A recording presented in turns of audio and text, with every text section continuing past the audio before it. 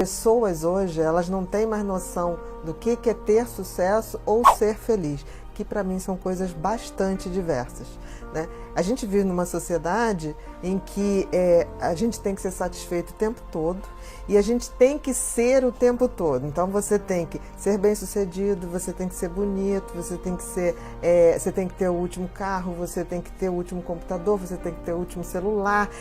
É uma violência de tanto ter que eu acho que as pessoas se perdem. E isso ficou muito atrelado ao conceito de sucesso, né? Como se sucesso fosse uma sucessão de coisas que você tem que fazer e que nunca tem fim, entendeu? Eu fico muito preocupada com isso. Isso não tem nada a ver com felicidade, porque felicidade é um conceito ao contrário.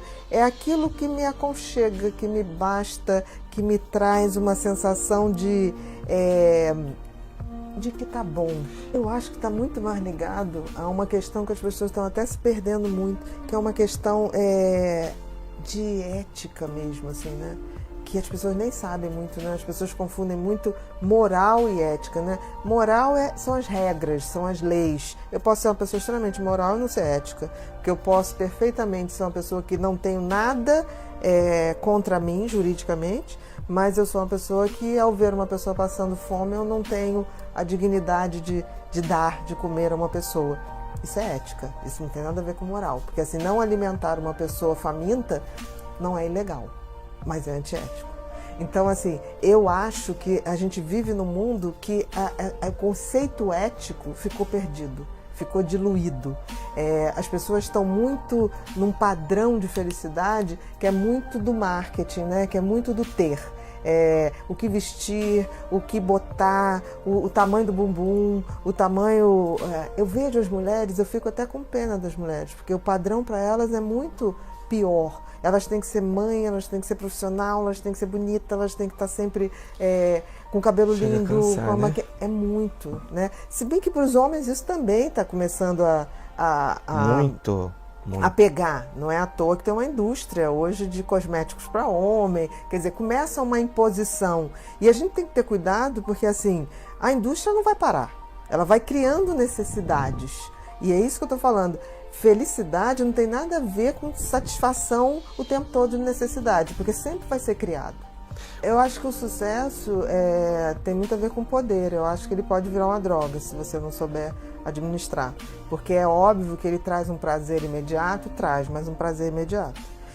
E é interessante que as pessoas se comportam no auge como se o sucesso fosse durar o tempo todo. Nada dura o tempo todo, nem a gente. Né? Então, assim, você fez um sucesso, a pessoa passa a ter um padrão de consumo como se aquele sucesso fosse continuar. Não vai continuar.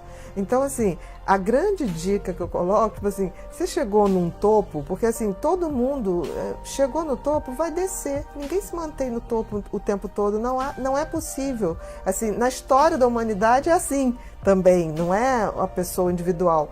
Para você se manter num patamar, você tem que...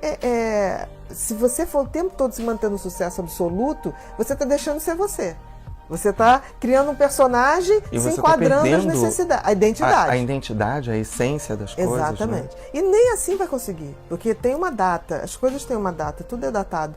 Então, aí a pessoa vai, quando ela está no topo ganhando dinheiro e que nem tem tempo para gastar, né? Quando a pessoa está super no topo, ela não tem nem tempo para gastar o dinheiro. Aí ela compra fazenda, compra casa de não sei o que, casa de campo, casa de não sei o que lá. E depois, para manter aquilo, é inferno. Entendeu? Então as pessoas têm que desacoplar sucesso, felicidade e coisas materiais. A pessoa tem que acoplar a felicidade a um conforto interno, que eu acho que tem muito a ver com a consciência, que aí tem que ter aquela coisa de reflexão, de sossego, de pensar no que eu estou fazendo, no que eu estou sendo. E geralmente quando a pessoa está no auge do sucesso, ela não tem nem esse tempo para parar. Não. Porque a pessoa faz muito sucesso e ela vira um produto muito rápido e que tem que ser consumido muito rapidamente. Isso acontecia muito frequentemente com os jogadores de futebol. Que todo mundo dizia, jogador de futebol tem que ter um cuidado, porque eles sobem, depois desce, a carreira é curta. É um curto prazo. Exatamente. De tempo, né? Eu acho que continua acontecendo, mas eu acho que eles até estão lidando um pouco melhor, ou então estão sendo muito mais bem remunerados e conseguem administrar, ou alguém administra isso para eles.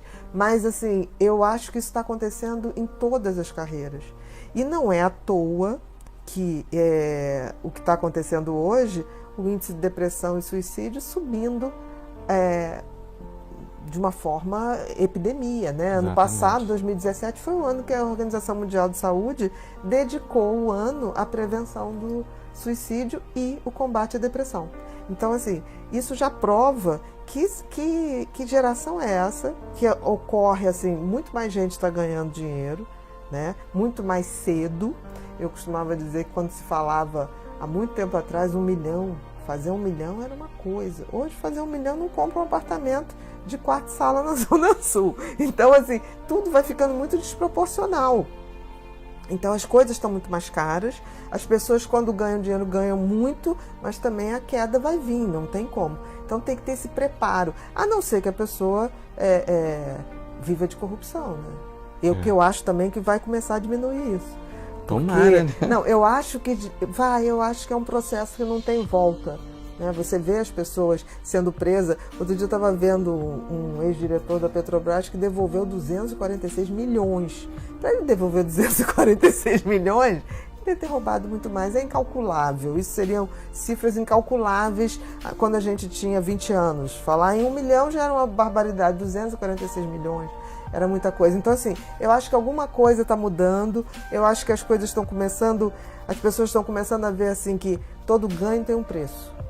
Não tem jeito. O dinheiro muito fácil, ele vai ter um preço. Não existe essa coisa que nunca vai pagar. Vai pagar. Eu costumo dizer que tudo na vida tem um preço. E a gente sempre vai ter que ter isso muito claro e ver o que a gente está disposto a pagar. E a gente sempre tem que ver o seguinte, as escolhas que a gente faz vão despertar os deuses que vão nos iluminar ou os monstros que vão nos assombrar. Aí a escolha é nossa. Eu acho que o dinheiro propicia felicidade também. Agora há pouco a gente estava começando a gravar, a Helena chegou pra gente e disse, meu avô dizia, dinheiro não traz felicidade, mas a ausência dele, né, traz problemas, claro. E isso é uma coisa científica, tá? Também pesquisas na Inglaterra revelam o seguinte, que é necessário, sim, base de coisas materiais para que a pessoa possa ter uma sensação de felicidade real. O que acontece é que as pessoas não estão lidando com o excesso de dinheiro ou o excesso de coisas materiais.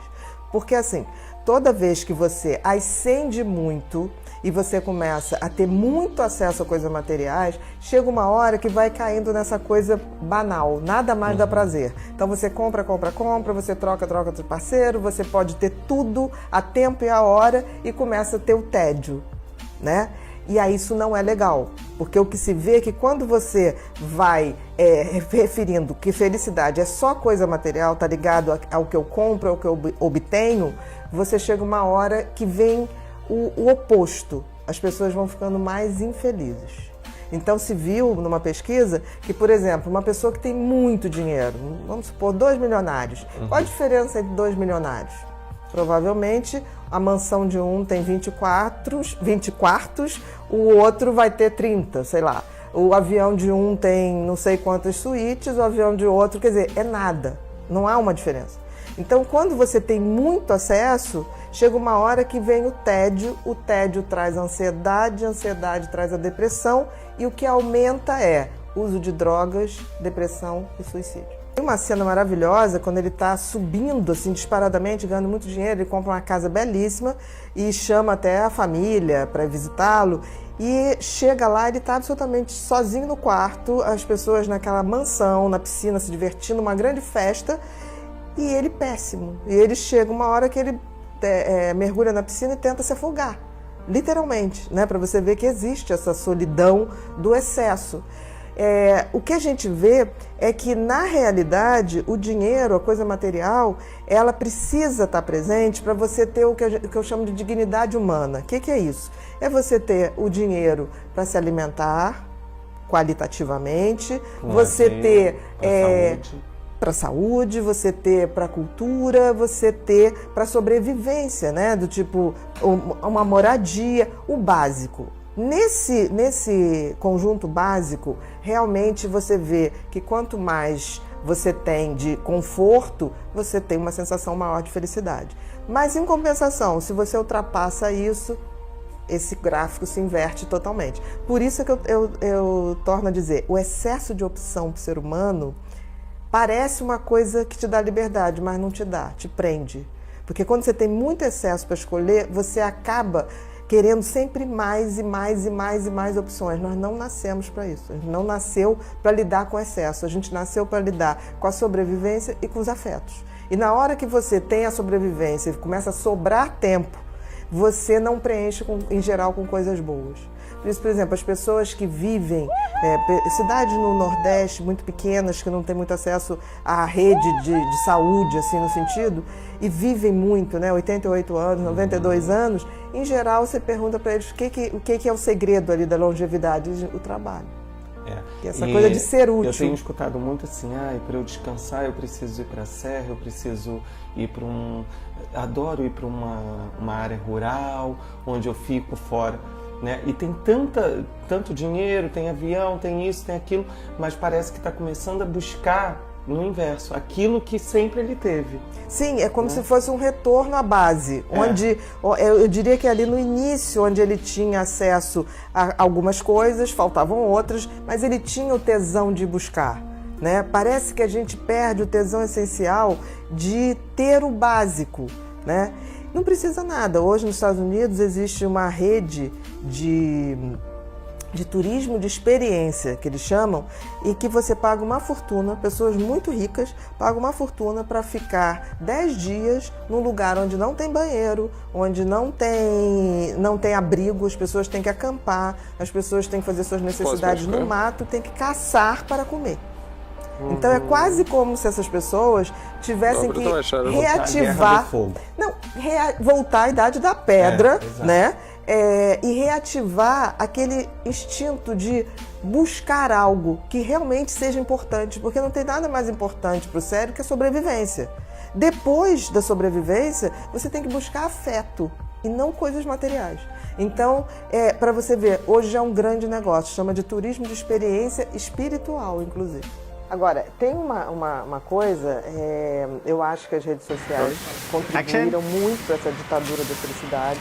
Eu acho que há muito tempo a gente vive uma ditadura da felicidade, como se felicidade fosse um estado constante, como se as pessoas pudessem viver o tempo todo felizes. Então você vai ver, nunca se escreveu tanto sobre felicidade, nunca se escreveu tanto autoajuda para a felicidade, fórmulas mágicas para a felicidade, como se a felicidade fosse um produto.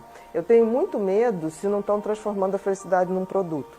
Porque, assim, felicidade é uma coisa que depende da genética, depende de escolhas que a gente faz e depende do ambiente. Para você ter uma ideia, os estudos mostram que 50% depende da genética.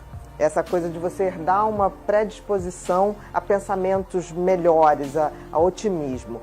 40% depende das escolhas que a gente faz, que é aquela coisa que você, às vezes, sabe que uma pessoa não é tão legal para você, mas você mesmo assim arrisca. Mas a intuição diz que não, mas você arrisca. Então tem a coisa das tuas escolhas.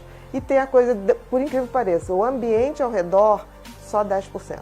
Então felicidade, de fato, é algo que está muito mais ligado à nossa visão de mundo e não do que está acontecendo. Claro que tem exceções para situações muito extremas. Que situações seriam essas?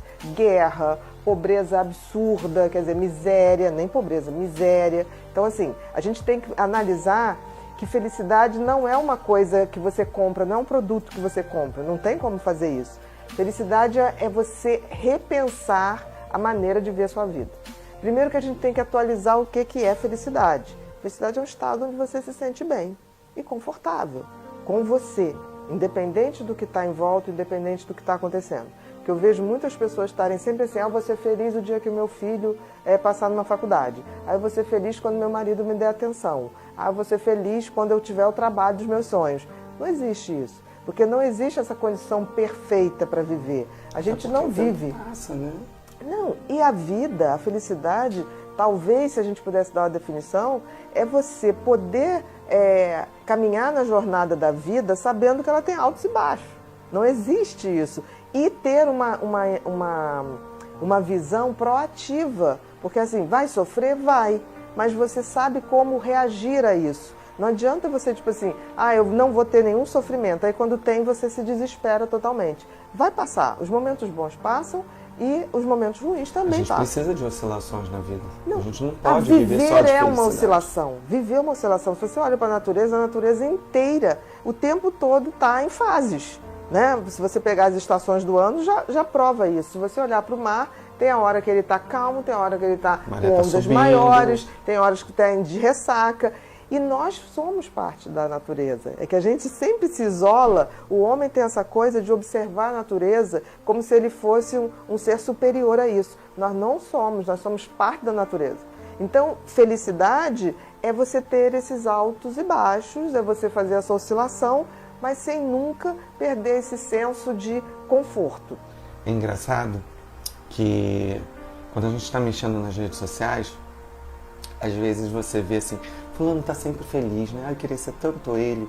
Será que isso é real? Não é real. Não é real. Não é real. Em geral, talvez, eu acho que a rede social é o ambiente que tem mais fake news.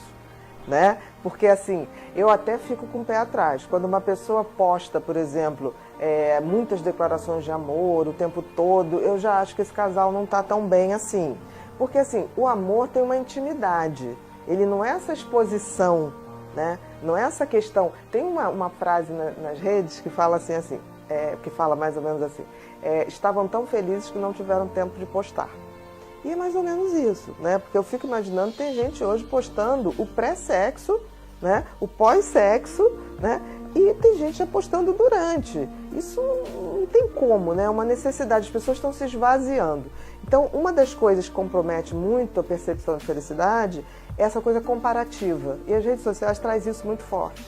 Você fica se comparando ao outro, o que eu não tenho. E sempre o cérebro tende a ver o que está faltando, não o que você tem.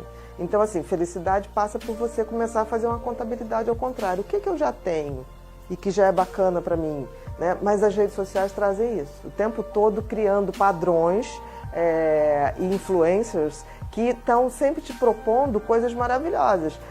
Se você for seguir tudo, você vira uma super mulher, você vira uma super malhada, você vira uma super bem vestida, você vira uma coisa sensacional. Pra você ter uma ideia, teve um estudo europeu de uma associação europeia que colocou o seguinte, que está crescendo muito o índice de depressão entre jovens de 15 a 24 anos na Europa. E disparado, 47% dos casos está na Suécia, que é um país de poder aquisitivo alto, de muita, digamos assim, pouquíssima diferença social. Depois você vem a Estônia, que tem 27. Depois você vem, se eu não me engano, Malta, que eu esperava que as pessoas eram felizes em Malta, que aquele lugar é tão bonito, né? E a Espanha, que tem um desemprego absurdo hoje em dia, está com 12%, 10%. Então, assim, é muito mais essa maneira de você olhar a vida, essa perspectiva. Agora, coisas que são infalíveis para a gente poder, que a gente já sabe contribui para a felicidade, é você ter relações absolutamente saudáveis, sejam elas afetivas, seja entre amigos, afeto em geral, de qualidade, não de quantidade. Né? Ter relacionamento cara a cara, né? Deixar de ser relacionamento virtual, a gente precisa desse contato. A gente ter também propósito e sentido de vida. Isso é fundamental. E uma outra coisa, descansar. Não existe felicidade sem descanso, porque o descanso é que traz o reabastecer, que traz o contato com a nossa essência.